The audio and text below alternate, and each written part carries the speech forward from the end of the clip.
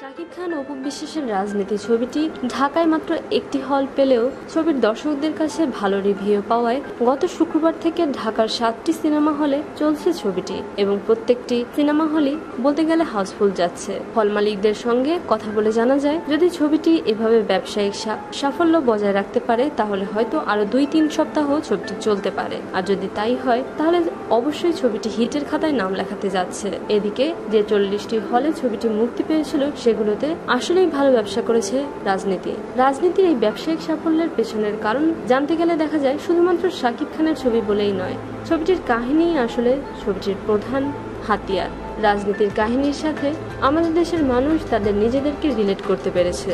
এছাড়াও প্রত্যেকটি চরিত্র শক্তিশালীভাবে তুলে ধরা হয়েছে দর্শকদের সামনে এবং প্রতিটি চরিত্রই খুবই সময় উপযোগী।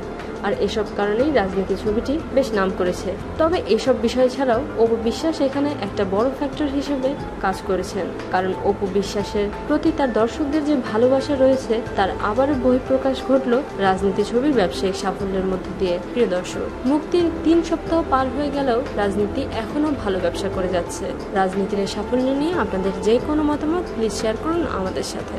শোবিজের আরো নিত্য নতুন খবর জানতে আমাদের সাবস্ক্রাইব করুন, লাইক দিন এবং কমেন্ট করতে ভুলবেন না।